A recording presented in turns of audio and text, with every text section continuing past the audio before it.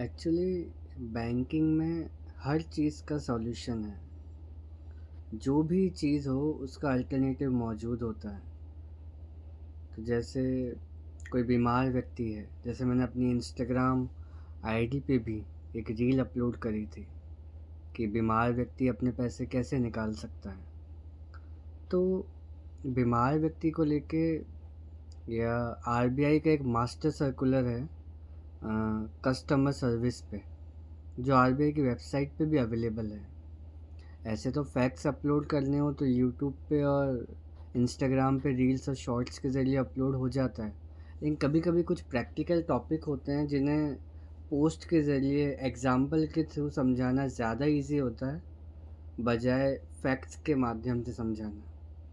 क्योंकि फैक्ट्स से तो ये सब चीज़ें आप पढ़ भी सकते हो, लेकिन एग्जाम्पल से चीज़ें समझ में आती है कि क्या होता है। जैसे इस गाइडलाइन को इंट्रोड्यूस इसलिए किया गया है कि सपोज़ एक कस्टमर है, 80 इयर्स के हैं, स्ट्रोक के बाद बेड रिडन हो गए, वो साइन नहीं कर सकते, वो फिज़िकली बैंक नहीं आ सकते, तो फिर तो क्या उनका पैसा बैंक उनको देगी नहीं? बिल्कुल देगी। क्योंकि आरबीआई के अकॉर्डिंग किसी की फ़िज़िकल डिसेबिलिटी बैंक उसको डिनाई नहीं कर सकता फिज़िकल डिसेबिलिटी के आधार पर पैसा देने से। तो बैंक क्या करता है? बैंक एम्पैथी दिखाता है। बैंक आरबीआई की जो गाइडलाइंस हैं उसके अकॉर्डिंग आपको एक अल्टरनेटिव प्रोवाइड करता है कि कैसे इस तरह का कस्टमर बैंक से पैसे निकाल सकता है। सिनेरियो के ज़रिए समझने की कोशिश करते हैं। एक सिनेरियो है जहाँ एक कस्टमर काफ़ी बुज़ुर्ग है, 75-80 का है, और वो व्हील चेयर पे आते हैं, वो साइन नहीं कर सकते, वो अंगूठा लगाते हैं। तो फिर दो विटनेस की मौजूदगी में वो अंगूठा लगाएंगे, जिसमें से एक तो बैंक का ऑफिशियल होगा और एक कोई भी जो उसको नोन हो, जो उनको जानते हो, जो है वेरीफाई कर सके कि हाँ ये वही व्यक्ति है। इन दो की मौजूदगी में वो थंब लगाकर अपना पैसा निकाल सकते हैं। एक सिचुएशन तो ये है। एक सिचुएशन ये भी हो सकती है कि कस्टमर बिल्कुल बेड रिडन है, उनके हैंड भी मूव नहीं कर रहे, वो थंब भी नहीं लगा सकते, वो साइन भी नहीं कर सकते। तो इस केस में आरबीआई अलाउ करता है कि वो कोई भी मार्क चेक पे या विड्रॉल स्लिप पे कर सके। आरबीआई अलाउ करता है।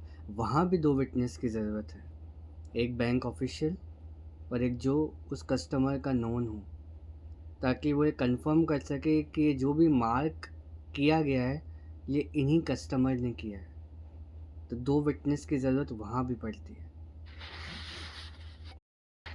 अब सवाल उठता है कि विटनेसेस ने वेरीफाई कर दिया, अगर कस्टमर ब्रांच आया है व्हील चेयर पे ऐसा कुछ, तब तो कस्टमर खुद कलेक्ट कर लेगा मनी। लेकिन अगर कस्टमर बेड रिडन है, दो विटनेसेस वेरीफाई करके भी आ गए, लेकिन अब मनी कलेक्ट कौन करेगा ब्रांच से? सवाल ये उठता है। किसी को भी तो मनी कलेक्ट करने के लिए नहीं बोल सकते। तो वो कस्टमर जो बेड रिडन है, जिसको स्ट्रोक आ रखा है या जो पैरालिसिस है जिसको, तो वो एक व्यक्ति को ऑथराइज़ करता है दो विटनेसेस के सामने कि ये व्यक्ति मेरी जगह पैसे कलेक्ट किया करेगा, है ना? और फिर उस व्यक्ति की आइडेंटिटी बैंक अपने सिस्टम से मैच करके जब जब ऐसा सिनेरियो बनता है तो उस व्यक्ति को दे देते हैं उसके बिहाफ पे, उसकी आइडेंटिटी मैच करके, उसका सिग्नेचर मैच करके। तो एक पर्सन अलॉट ऑथराइज किया जाता है। दो विटनेस का रूल फ्रॉड प्रिवेंशन में हेल्प करता है। कस्टमर की मनी को सेव रखने का एक तरीके से रास्ता है। और उस दो विटनेसेस में भी एक बैंक ऑफिशियल का होना क्रेडिबिलिटी को बढ़ाता है, क्योंकि अगर दो विटनेसेस केवल उनके रिलेटिव हों तो हो सकता है वो आपस में मिली भगत करके उस व्यक्ति के अकाउंट से पैसे निकाल लें। तो इसलिए बैंक ऑफिशियल की मौजूदगी एज ए विटनेस क्रेडिबिलिटी बढ़ाती है उस सिचुएशन की, या अल्टरनेटिव जो आइडेंटिटी हम मैच करने की कोशिश कर रहे हैं कि कस्टमर जेन्युइन है, उसमें हेल्पफुल होता है। इस गाइडलाइन के जो आरबीआई की गाइडलाइन है, इसके मेनली 2 ऑब्जेक्टिव हैं। पहला, कस्टमर सर्विस हैम्पर नहीं होनी चाहिए। कोई बीमारी की वजह से पैसे नहीं निकाल पा रहा अपने अकाउंट से जो उसी का अकाउंट है, तो ऐसा नहीं होना चाहिए। सेकंड चीज़, रिस्क मैनेजमेंट। बैंक अल्टरनेटिव तरीके से वेरीफाई करता है ताकि ऐसा ना हो कि कोई फ्रॉड करके किसी और के अकाउंट से पैसे निकाल के ले जाए। तो इस गाइडलाइन के अकॉर्डिंग 2 ऑब्जेक्टिव फुलफ़िल होते हैं। और जनरली ये वहाँ एप्लीकेबल हो सकता है कोई स्ट्रोक के पेशेंट हों, बेड रिडन हों, पैरालिसिस हो, किसी की टर्मिनल इलनेस हो, काफ़ी टाइम से बीमार हों, एक्सीडेंटल इंजरी हो, तो ऐसे केसेस में इस तरह की गाइडलाइन बहुत हेल्पफुल होती है। बाकी मैं कोशिश करूँगा कि ऐसी प्रैक्टिकल सिचुएशन हर संडे मैं आपके सामने ला सकूँ और उसको एक्सप्लेन कर सकूँ।